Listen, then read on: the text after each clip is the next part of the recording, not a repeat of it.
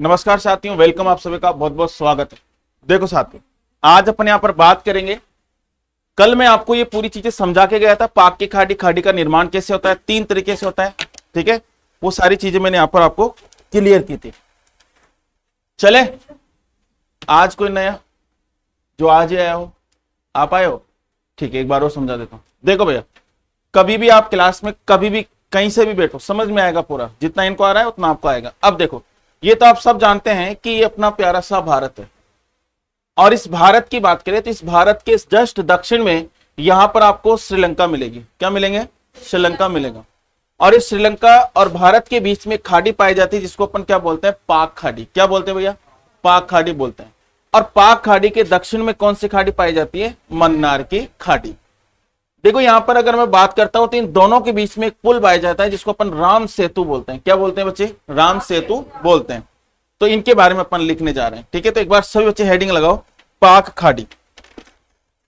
सभी हेडिंग लगाओ, पाक खाड़ी। पाक खाड़ी, पाक खाड़ी।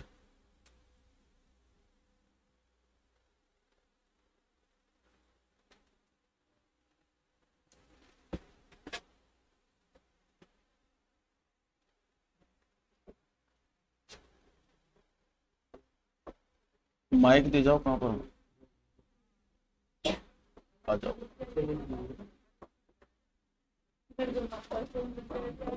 देखो बच्चे, पाक खाड़ी, पाक खाड़ी की बात करें, पाक खाड़ी के बारे में सबसे पहली बात आपको ध्यान रखनी है। आपको किसी भी स्थान की स्थिति आपको पता नहीं रखनी है कि भाई वो कहां पर है। तो पाक खाड़ी कहां है? तो पाक खाड़ी कहां पर है? भारत, भारत व श्रीलंका, भारत व श्रीलंका के बीच में। सही है ना? इसके बाद अगर मैं बात करूं तो पाक खाड़ी, पाक खाड़ी यानी कि इस खाड़ी, इस खाड़ी, इस खाड़ी के दक्षिण में, दक्षिण में मन्नार की खाड़ी है। मन्नार की खाड़ी है, खाड़ी है। तो इस खाड़ी के दक्षिण में कौन सी खाड़ी है बच्चे? मन्नार की खाड़ी है। ये आपको ध्यान रखना है। फिर इसके बाद में ये जो पाक की खाड़ी है, इसका निर्माण कैसे हुआ? तो देखिएगा, पाक की खाड़ी का जो निर्माण हुआ, ये निर्माण कैसे हुआ? तो इसका निर्माण हुआ था कैसे? प्रवाल या मूंगा, प्रवाल या मूंगा के द्वारा। मैंने आपको बताया था कल प्रवाल या मूंगा क्या है। मैंने आपको बताया था कि प्रवाल या मूंगा एक जीव है। एक क्या है बच्चे? एक जीव है। और इस जीव का वैज्ञानिक नाम क्या बताया था मैंने आपको? वैज्ञानिक नाम। तो इसका वैज्ञानिक नाम क्या था बताइए जल्दी से, कौन बताएगा? जुजेन्युलाई। क्या है बच्चे? जुजेन्युलाई। ये जुजेन्युलाई इसका वैज्ञानिक नाम है। फिर यहां पर अपन ने देखा था कि प्रवाल या मूंगा की बात करें तो इसकी औसत लंबाई, इसकी औसत लंबाई कितनी थी बच्चे? औसत लंबाई की बात करते हैं। Very good. औसत लंबाई की बात करें बच्चे तो औसत लंबाई 2 सेंटीमीटर। क्या हो जाएगी बेटा? 2 सेंटीमीटर इसकी औसत लंबाई हो जाएगी। फिर इसके बाद में अगर अपन बात करते हैं तो प्रवाल या मूंगा की अगर अपन चर्चा करें, प्रवाल या मूंगा की अगर अपन बात करें तो प्रवाल या मूंगा जो है, इसके बारे में और क्या चीजें आपको ध्यान रखनी साथियों। देखिएगा बच्चों, प्रवाल या मूंगा के विकास की शर्त थी कि टेम्परेचर, टी से टेम्परेचर, कोई दिक्कत नहीं, समझ में आ जाएगा। टेम्परेचर मतलब तापमान कितना होना चाहिए। जहां पर प्रवाल होगा वहां पर टेम्परेचर भैया 21 डिग्री सेल्सियस तापमान होना चाहिए। कितने डिग्री सेल्सियस? 21 डिग्री सेल्सियस तापमान होना चाहिए। अब ध्यान से सुनेगा। हाँ, पानी के अंदर जो पानी की जो गहराई होती है, भाई कितने गहरे पानी में आपको प्रवाल या मूंगा मिलेंगे? सबसे पहले प्रवाल मूंगा होगा, होता क्या है साथियों? आपने शंख देखे? शंख, तो अपन नदी किनारे जाते हैं, कोडिया देखते हैं, शंख देखते हैं। ये जो सारे शंख और कोडिया जो होती है, इनकी बात करें तो इनके अंदर एक जीव होता है, और उस जीव को क्या कहते हैं? प्रवाल या मूंगा। वो जीव तो मर जाता है, लेकिन उसका जो खोल होता है वो वहीं पर पड़ा होता है, और उसको अपन बहुत सारे, यानी कि जैसे धार्मिक स्थल पर मंदिरों में यूज करते हैं, शंख को बजाते हैं। कोडियों को भी अपन, आपको पता है, माला वगैरह जो है उनके अंदर यूज करते हैं। ठीक है, हाँ, शादी होती है तो शादी के, बाल सही नहीं हो रहे मेरे? चलो आज अपना के लिए ना, इसलिए ना कि नहीं, हेलमेट लगा के आता है ना, रिकॉर्डिंग चल रही है। ठीक है भाई, अब देखो तो यहाँ पर टेम्परेचर कितना बचे, 21 डिग्री सेल्सियस। ये सारी क्लासें आपको यूट्यूब पर मिल जाएगी, जब भी आपको कभी जरूरत पड़े तो आप यूट्यूब पर जाकर देख लेना। ठीक है, मैं सारी क्लासें रिकॉर्ड कर रहा हूं। देखिए साथियों, यहां पर टेम्परेचर इतना और पानी की गहराई, पानी की गहराई, तो पानी की गहराई की बात करें साथियों, तो पानी की गहराई कितनी होनी चाहिए, लगभग 70 मीटर से 80 मीटर। क्या होता है 60 मीटर से, मैं जैसे चेक कर रहा था, 60 मीटर से 70 मीटर। ठीक है भाई, तो यहां पर आपको ध्यान, गहराई, पानी गहराई की कितनी होनी चाहिए, इतनी गहराई में आपको ये मिलेंगे साथियों। ठीक है भाई, एक बार इसको आप मांडो यहां तक। मैं आपको परवाल का फोटो दिखाता हूं ऐसे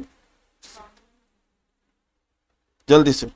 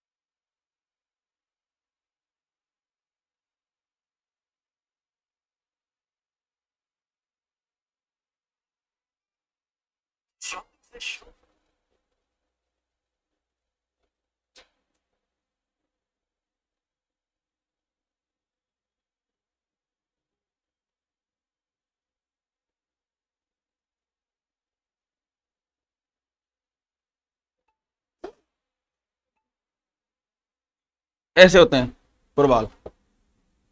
मैंने कहा था ना कि जीव होता है, एक स्थान से दूसरे स्थान पर गमन करता रहता है। दिख रहा है सभी को, प्रवाल ऐसे होते हैं, पानी के अंदर रंग बिरंगे होते हैं। ठीक है, इस तरीके से पानी में ऐसा दिखता है कि ये अपन को पेड़ पौधों की तरह दिखाई देते हैं, पानी में इस प्रकार से घूमता रहता है। ठीक है, इसको कोरल बोलते हैं इंग्लिश में। इस तरीके से होते हैं प्रवाल।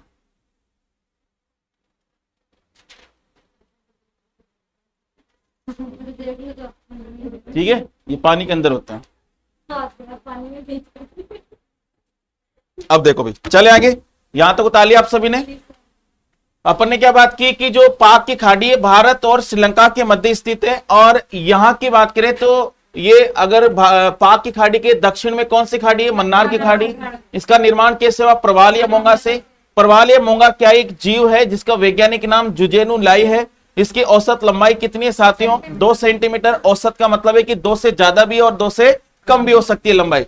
टेम्परेचर कितना होना चाहिए, 21 डिग्री सेल्सियस। पानी की गहराई कितनी होगी जहां पर ये मिलेंगे, 60 से 70। अब देखिएगा साथियों, यहां पर अपन इसको और देखते हैं, देखेगा भाई। यहां पर अगर मैं परवाल या मूंगा की अगर अपन बात करता हूं, तो परवाल या मूंगा जो होता है ये आपको जहां पर ही मिलेगा वहां पर पानी कैसा होगा, साफ होगा। बिल्कुल कैसा पानी होगा भैया, साफ पानी होगा। यहां पर अगर मैं बात करता हूं, साफ पानी में आपको मिलेगा। जहां पर ये होंगे वहां पर लवणीय जल होगा। कैसा जल होगा, लवणीय जल जहां पर होगा वहां पर आपको परवाल या मूंगा मिलेंगे। इनका जो रंग होता है साथियों, वो रंग कैसा होगा, रंगीन होगा। कोई रंग निश्चित नहीं है, कोई सा भी रंगीन। रंगीन का मतलब मल्टी कलर। अब ध्यान से सुनेगा, इनको संज्ञा दिए साथियों। संज्ञा क्या दिए, मैं आपसे कह रहा हूं कि पानी के अंदर कोई रंग बिरंगी चीज, अगर साफ पानी में बिल्कुल रंग बिरंगी चीजें बहुत सारी है, तो दूर से आप देखोगे तो ऐसा लग रहा है कि जैसे पानी के अंदर पेड़ पौधे उगे हुए। इसका मतलब यह हुआ कि इसको एक संज्ञा दी है, पानी का बगीचा। पानी का बगीचा, जो पानी का बगीचा है, इसको क्या दिए बच्चे, संज्ञा दी है यहां पर। दूसरी संज्ञा दूसरी संज्ञा है साथियों समुद्र, समुद्र वर्षावन, समुद्र वर्षावन, समुद्र वर्षावन। तो यहां पर इसको दो संज्ञा दिए। अगर मैं बात करता हूं साथियों यहां पर, तो विश्व की सबसे बड़ी प्रवाल भित्ति कहां पर है? विश्व की सबसे बड़ी प्रवाल भित्ति कहां पर है? Great barrier reef. विश्व की सबसे बड़ी प्रवाल भित्ति ग्रेट बैरियर रीफ, और कहां पर ये? ऑस्ट्रेलिया में। कहां पर बेटा? ऑस्ट्रेलिया में। तो बहुत बार एग्जाम में आता है विश्व की सबसे बड़ी प्रवाल भित्ति कहां पर है? ग्रेट बैरियर रीफ, ऑस्ट्रेलिया में। ठीक है, यहां तक एक बार जल्दी से फटाफट से मानो।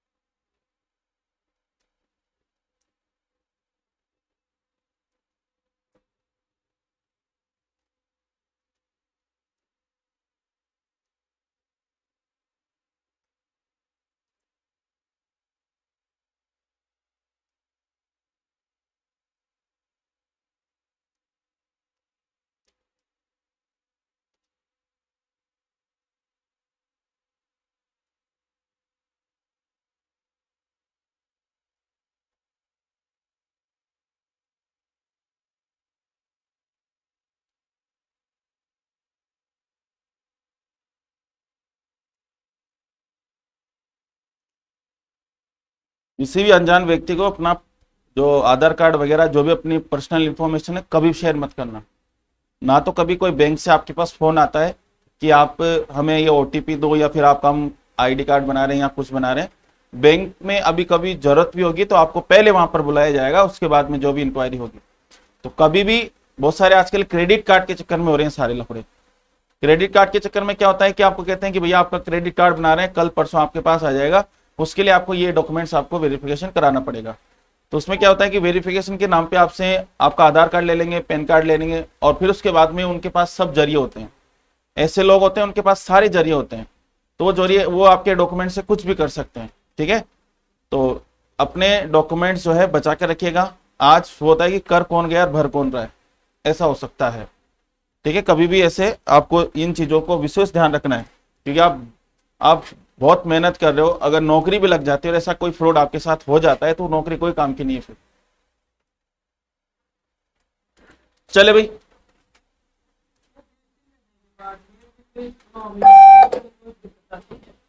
नहीं कोई दिक्कत नहीं। भारत में कोई भी आदमी कोई भी बिजनेस कर सकता है। गवर्नमेंट सेवा में है तो गवर्नमेंट सेवा के टाइम के बाद आप कोई भी काम कर सकते हैं। ठीक है, चले भाई। तो यहां पर विश्व की सबसे बड़ी प्रवाल भित्ति कौन सी भैया? Great barrier reef. अब ध्यान से सुनना चाहते हैं, यहां तक किसी को भी दिक्कत?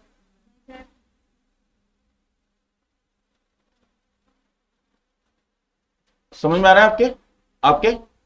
ठीक है, कोई नॉर्मल चीजें अपन बेसिक चीजें पढ़ रहे हैं, कोई बहुत बड़ी हाई फाई चीजें नहीं पढ़ रहे। ठीक है, अब देखो भाई, फिर इसके बाद चलते हैं। यहां पर अपन ने यहां पर एक चीज और देखी थी, और वो चीज क्या है साथियों? यहां पर अपन ने देखा था ये पाक की खाड़ी है, पाक की खाड़ी, और यहां पर है साथियों मन्नार की खाड़ी, मन्नार की खाड़ी। तो ये मन्नार की खाड़ी पढ़ने जा रहे हैं, तो सभी बच्चे हेडिंग लगाएगा,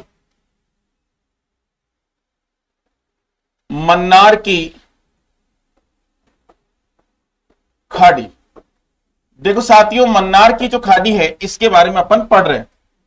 देखेगा, मन्नार की खाड़ी की बात करें तो इसका जो निर्माण हुआ था वो निर्माण नदियों के अवसाद से हुआ था।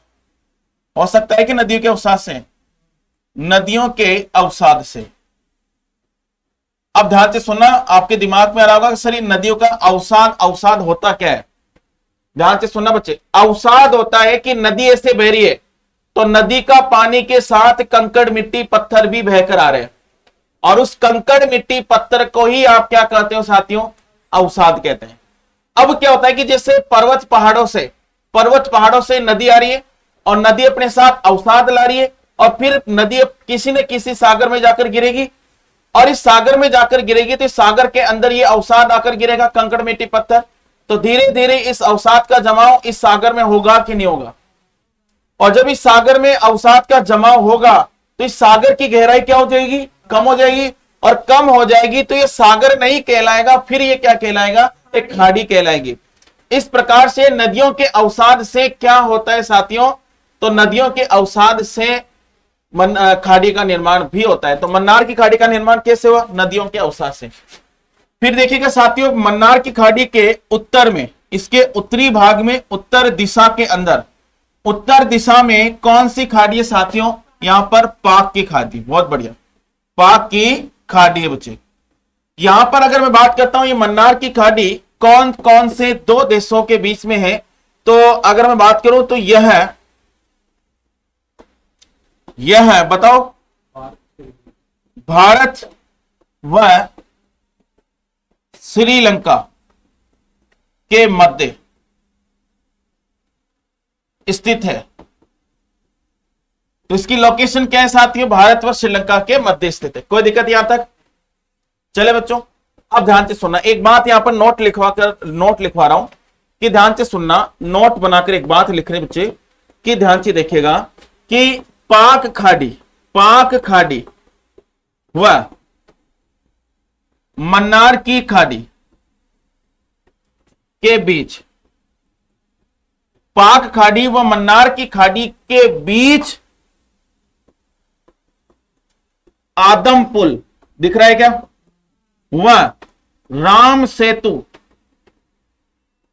स्थित है। अब मुझे एक बात बताओ कि अपन को कोई याद करने की जरूरत पड़ रही है क्या इनमें, अपन को लग रहा है कि भारत श्रीलंका के मध्य पाक की खाड़ी है, इसका निर्माण प्रवाल मुंगा से हुआ, और इसके दक्षिण में मन्नार खाड़ी है, मन्नार खाड़ी के दक्षिण में उत्तर में ये है, बीच में कौन सा होगा यहां पर, बीच में यहां पर राम सेतु हो जाएगा। ठीक है, ये कोई दिक्कत है ही नहीं अपन को, अपन ने पूरी डायग्राम से इसको देखा है इस तरीके से। ठीक है भैया, तो एक बार यहां तक मान लो, हो गया एग्जाम खत्म, कब होंगे,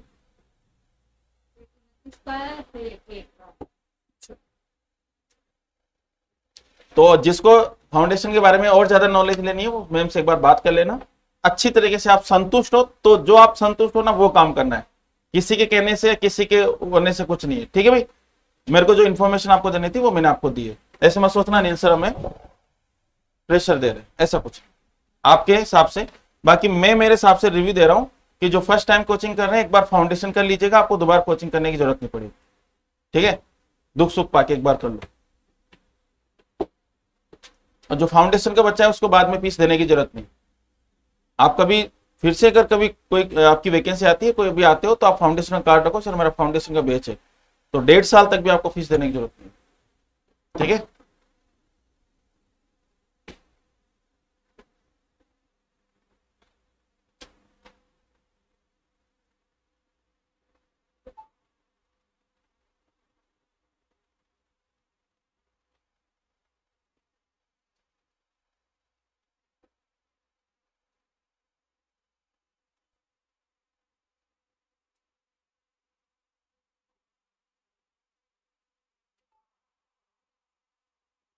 आपके पास भी मैसेज आता है कि बधाई हो आपको 10 लाख रुपए मिले हैं, गूगल से आता है ऐसा मैसेज। कभी कभी तो मैं तो 2022 अप्रैल से इसने इतना सेल कर दी क्या, 4 महीने तो इतने, लेकिन सर आप जीएसटी पे जाके चेक कर लीजिए, 4 महीने में तो एक काम करो ना, इसने भर रखी है कि जीएसटी, जीएसटी 4 महीने जीएसटी में लेकिन इसने भर रही है ना, तो इसने 11 लाख का क्या 11 करोड़ का इसने सेल किया है क्या, शेयर नहीं, शेयर तो बहुत किया होगा, ये तो इनकम टैक्स इनका वो 18% टैक्स लगता है ना, वो 18% 5% लगता है सेल पे, लेकिन ये कुछ और काम कर रहा होगा, कपड़े पे तो 5%, एल्युमिनियम का था। हाँ तो फिर उस पर 18% है। एल्युमिनियम का काम है इसका। हम भी करते हैं, कपड़े का है लेकिन उसके ऊपर 5% का होता है।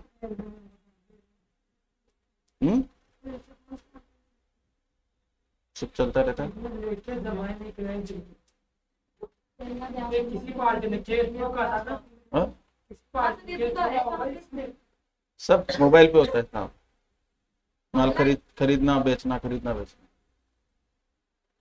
आज कोई भी काम, रिकॉर्डिंग में कोई भी व्यक्ति एक काम पे टिका हुआ नहीं है, ठीक है। बड़ी से बड़ी कोचिंग की बात करें तो वो भी है ना कोई बहुत सारे धंधे करते हैं। समझ में आ रहा है? प्राइवेट जॉब के अंदर जितना कमा लो उतना कमा लो, जब बैठोगे ना जब जीरो जाओगे। सही है। गवर्नमेंट जॉब में यह है कि गवर्नमेंट जॉब में आप आज कमा रहे हो, कल कमा रहे हो, भगवान ऐसा नहीं करे कभी कुछ हो भी जाए, आप क्षतिग्रस्त भी हो जाओ, तो भी गवर्नमेंट आपको देगी, ठीक है।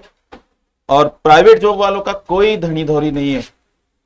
एक बार आप जिस दिन फील्ड से बाहर हो गए ना, उस दिन आपका मूल्य जीरो हो जाएगा, इनकम बिल्कुल जीरो। चले देखिएगा साथियों, यहां तक कोई दिक्कत आपको? अब चलते हैं आगे। नेक्स्ट, तटीय सीमाएं बता दी मैंने, पड़ोसी देश बता दिए। अब आ जाओ बच्चों, देखिएगा साथियों, यहां पर अगर मैं बात करता हूं जनसंख्या की, पॉपुलेशन की बात करेंगे। देखो किसी भी चीज को रटना नहीं है साथ, आज आपको रटी रटाई चीज एग्जाम में मिलेगी नहीं। पहली बात, आज कहते हैं ना कि सबसे ज्यादा पॉपुलेशन यूपी की है, एग्जाम में न के बराबर पूछा जाएगा कि यूपी में सबसे ज्यादा पॉपुलेशन है। आपको क्या पूछेगा? आपको पूछेगा बिहार, ठीक है। आपको देगा एक ऑप्शन में बिहार हो गया, एमपी हो गया, इसके बाद में आपको दे देगा पंजाब, आपको दे देगा हरियाणा। एक ऑप्शन टी हो गया, फिर बी ऑप्शन देगा ऐसे 4 स्टेट, सी ऑप्शन देगा ऐसे 4 स्टेट, डी ऑप्शन देगा ऐसे 4 स्टेट, और ऊपर क्वेश्चन ऊपर क्या आपको कहेगा कि निम्नलिखित राज्यों में उन राज्य समूह को बताओ जहां पर सबसे ज्यादा जनसंख्या संभावित है या संभावित क्षेत्र है। तो आपको 4-4 राज्यों के अंदर देखना पड़ेगा कि कहां पर जनसंख्या ज्यादा है। आजकल ये पैटर्न चल रहा है एग्जाम में, ऐसे नहीं कि डायरेक्ट कि जहां सबसे कम जनसंख्या कहां पर है, सबसे ज्यादा कहां पर है, तो वो नहीं पूछा जाएगा आज। हाँ वो आएगा। मैंने आपसे पहले भी कहा कि 100 प्रश्न आते हैं, 100 में से 30 प्रश्न ऐसे देगा, 30 से 33% आपको प्रश्न ऐसे देगा, 30 प्रश्न जो सभी करेंगे, जो ग्रेजुएशन पास करके आया वो सब करेगा। जैसे भारत का क्षेत्रफल, जैसे भारत कौन से गोलार्ध में, ऐसे 30 प्रश्न आपको आएंगे, ठीक है। एग्जाम में चाहता है कि जो भी बच्चा बैठ रहा है कम से कम 30% तो पेपर को सोल्व करे। 30% पेपर आपको आता है, लेकिन 30% नंबर क्यों नहीं आते? क्योंकि माइनस में चले जाते हो। फिर आप 30 के आगे परसेंट करते हो ना, वो माइनस में चले जाते हो। फिर अगले 30 प्रश्न वो कर पाएंगे जो थोड़ी कोचिंग वोचिंग कर लेते हैं, थोड़ा पढ़ लेते हैं, सिलेक्शन देंगे ये 30, आगे के 30, सबसे लास्ट वाले 30। जो कोचिंग करेगा, जो सबसे अच्छा पढ़ेगा, बहुत मेहनत करेगा, सेल्फ स्टडी करेगा, वो यहां तक पहुंच पाता है और सिलेक्शन यही देकर जाता है। समझ में आ रहा है? तो यहां तक पहुंचने के लिए आज जो पैटर्न है ना, इतना खतरनाक पैटर्न बना दिया एग्जामिनर ने कि आपको उसी तरीके से तैयार होना है। अब ध्यान से सुनना।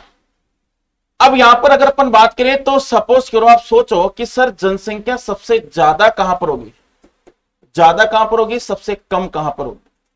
इस दो चीज पर अपन बात करेंगे। ये दो चीज अगर अपने दिमाग में सेट हो गए ना, तो फिर अपन को स्टेट याद करने की जरूरत नहीं पड़ेगी। किसी चीज को रटना नहीं है, समझना है बच्चे। अब मैं कह रहा हूं साथियों, ध्यान से सुनना, जनसंख्या ज्यादा वहां पर होगी जहां पर आपको नदियां ज्यादा मिलेगी।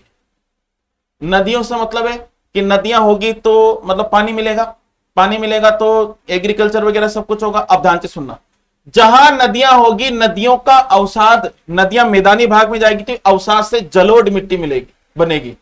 कौन सी मिट्टी बनेगी? जलोढ़।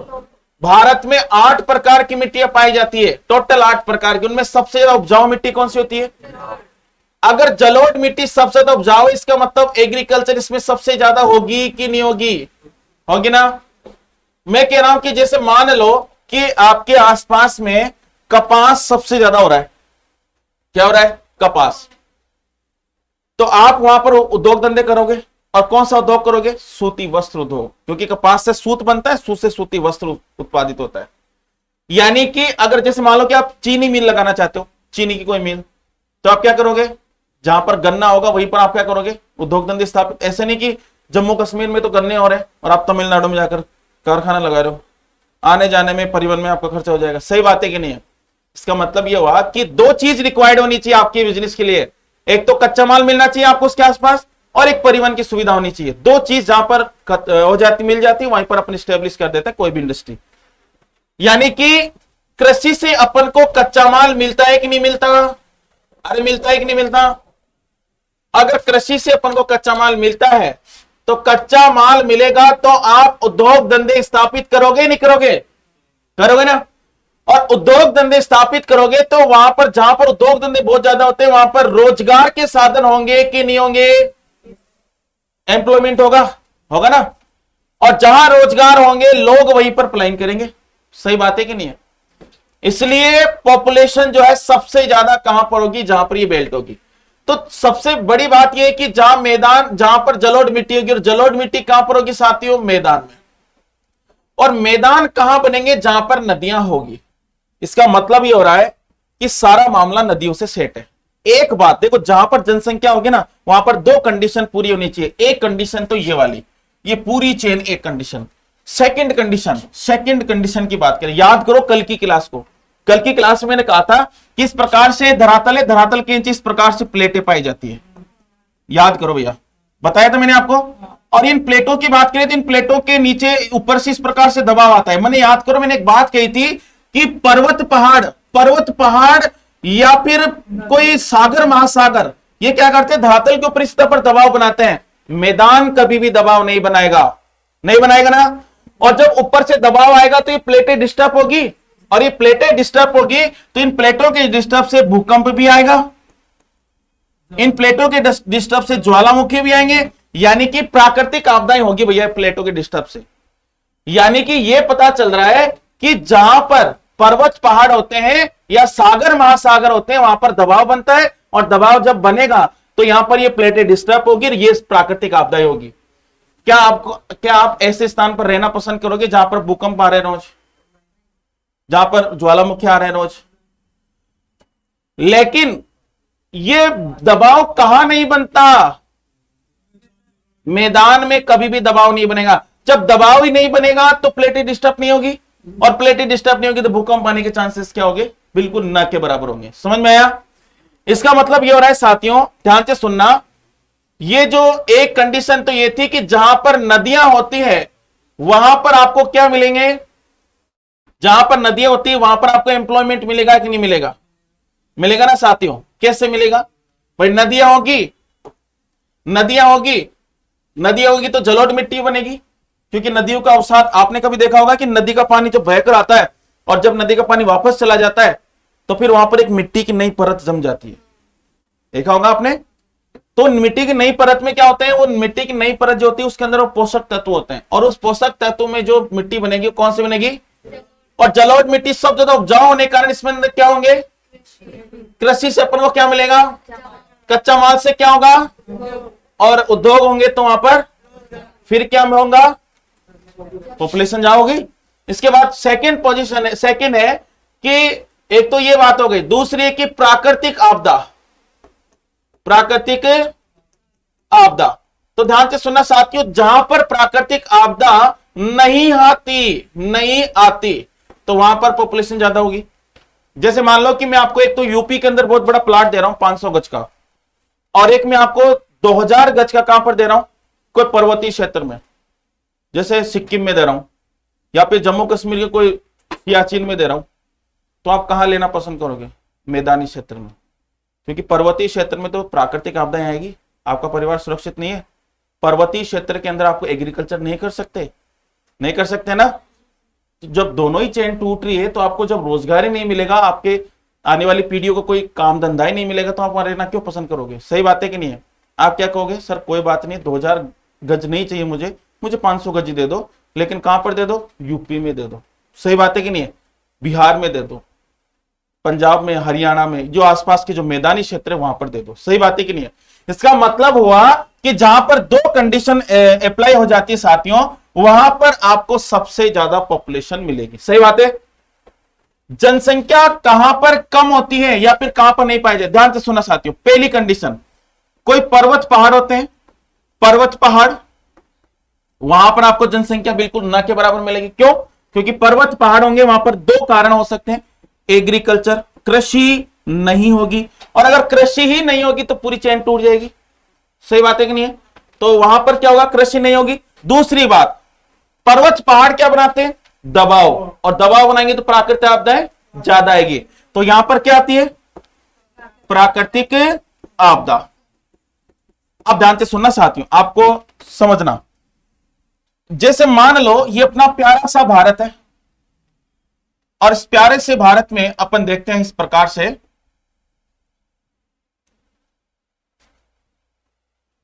देखो साथियों, यहां पर अगर अपन बात करें तो ये वाला जो पार्ट है जो मैं रेड कलर में कर रहा हूं साथियों,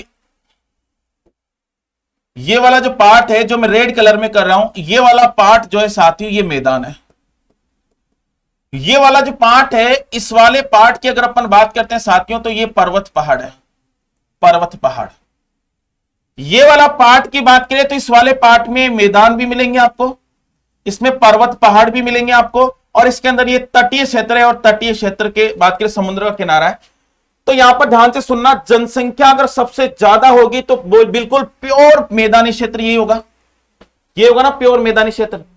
तो सबसे ज्यादा पॉपुलेशन कहां पर होगी, इस मैदानी क्षेत्र में होगी। और यहां पर कौन कौन से स्टेट मिलेंगे आपको, यहां पर मिलेंगे मेरे साथियों, ध्यान से सुनना, यहां पर मिलेंगे आपको यूपी, यहां पर पंजाब, हरियाणा, ठीक है, यहां पर आपको बिहार मिलेगा भैया, यहां पर आपको पश्चिमी बंगाल का ऊपरी भाग मिलेगा, यहां पर आपको एमपी मिलेगा, राजस्थान का यहां पर पूर्वी क्षेत्र आपको मिलेगा। यानी कि ये जो स्टेट है, इन स्टेटों में क्या होगी, पॉपुलेशन ज्यादा होगी, जबकि पॉपुलेशन कम कहां पर होगी, ये पूरा का पूरा एरिया जो पर्वतीय क्षेत्र। समझ में आया?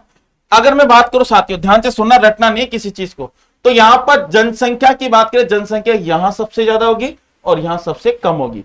अब ध्यान से सुनना, जहां पर सबसे बड़ी नदी होगी, जहां पर सबसे बड़ी नदी होगी, जहां पर सबसे बड़ी नदी होगी, जहां पर सबसे बड़ी नदी होगी, मैदान वहां पर उतना ही बड़ा होगा। सही बात है कि नहीं है? अरे जितनी बड़ी नदी होगी जलोढ़ उतना ही बड़ा होगा, जितनी बड़ी नदी होगी वहां पर अवसाद उतना ही ज्यादा आएगा। मैं कहता हूं एक तो बनास नदी और एक गंगा नदी, तो बनास और गंगा के रात दिन का फर्क है। सही बात है कि नहीं है? बनास छोटा मैदान बनाएगी और गंगा सबसे बड़ा मैदान बनाएगी, गंगा सबसे बड़ी है। सही बात है? और जहां सबसे बड़ा मैदान होगा वहां पर एग्रीकल्चर उतनी ज्यादा होगी, उद्योग धंधे, कच्चा माल उतना ही ज्यादा मिलेगा, उद्योग धंधे उतने ज्यादा होंगे, और फिर कृषि उद्योग धंधे होंगे तो रोजगार उतने ज्यादा होंगे, तो लोग वहां जाएंगे। इसका मतलब यह हो रहा है साथियों, जहां नदी बड़ी होगी, जहां पर नदियां बड़ी होगी वहां पर मैदान बड़ा होगा, और वहां पर सबसे ज्यादा पॉपुलेशन हो। सबसे बड़ी नदी कौन सी है? गंगा है, और गंगा का सबसे ज्यादा विस्तार यूपी में है, इसलिए यूपी में सबसे ज्यादा पॉपुलेशन होती है। सही बात है कि नहीं है? अब आ जाएगा पर्वत पहाड़ की बात करें। पर्वत पहाड़ अगर मैं बात करूं साथियों, अगर पूरे पर नॉर्थ इंडिया की बात करें तो नॉर्थ इंडिया में पूरे के पूरे में पर्वत पहाड़ है, लेकिन सबसे कम जनसंख्या कहां पर होगी? सिक्किम में। एक तो सिक्किम में सबसे कम जनसंख्या होने के दो कारण है साथियों। क्या कारण है? एक तो वहां पर पर्वत पहाड़ पाए जा रहे हैं, पहला कारण, और दूसरा क्षेत्रफल की दृष्टि से भी छोटा है, तो छोटी जगह है, और फिर पर्वत पहाड़ है छोटी जगह में भी, तो सबसे कम पॉपुलेशन आपको कहां मिलेगी? अगर मान लो, ध्यान से सुनना साथियों, आपसे पूछ ले ऐसे, निम्नलिखित राज्यों में से कौन कौन से राज्यों में सबसे कम जनसंख्या पाई जाएगी? अगर आपको एक ऑप्शन में आपको दे दे, एक ऑप्शन में दे दे, जैसे एक ऑप्शन ए ऑप्शन में दे दिया आपको प्रायद्वीपीय भारत के राज्य, दक्षिण भारत के राज्य दे दिए, बी ऑप्शन में आपको दे दिया बच्चों अपने मैदानी भाग के राज्य, सी ऑप्शन में आपको दे दिया उत्तरी भारत के राज्य, और डी ऑप्शन में दे दिया इनमें से कोई नहीं। तो सबसे कम जनसंख्या कौन सी ऑप्शन वाला करोगे आप? ये वाला ऑप्शन करोगे? सबसे ज्यादा जनसंख्या कौन सा ऑप्शन करोगे? ये वाला करोगे?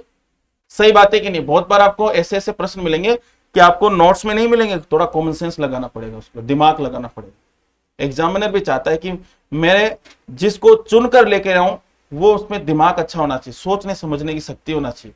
ऐसे नहीं कि कोई रट के चला गया और पेपर करके आ गया। तो पेपर जब करके करते हैं ना अपन, उसमें 60% जो होता है वो आपके जो होता है वो सब्जेक्ट का होता है, लगभग उसके अंदर 30% पेपर ऐसा होता है जो आपको दिमाग से करना पड़ता है। समझ में आया? सोच समझ के करना पड़ता है, ऐसे नहीं कि हो गया हो गया हो गया। फिर वो वहां तो 90% करके आया हूं, कोई रोक ही नहीं सकता मेरे सिलेक्शन को। फिर वो 90% जो है, वो जब आंसर की आती है कोचिंगों की 90%, अरे सर मेरे जो है 70 ही कट कट कटाएगा, 70 है, अच्छा कोई बात। फिर मेन आंसर की आती, अरे सर 65 ही रह गए। फिर रिजल्ट आता है, अरे सर मेरिट के अंदर मेरे तो 50 ही नंबर है। तो वो ऐसे करते करते वो कम हो जाता है। तो इसका मतलब है कि वो जो 30% ऊपर के मामला है, वो मामला आपको बिल्कुल सोच समझ के करना है। वो कहते हैं ना कि फूक फूक के कदम रखना पड़ता है, वो वाला। ठीक है, तो यहां पर एक बार आप लिखिएगा, जनसंख्या हेडिंग लगाओ।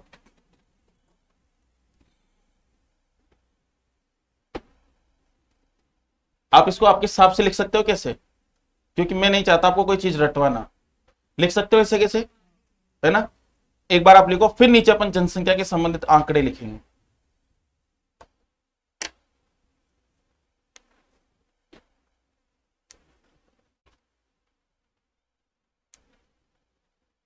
आ जाओ बच्चे।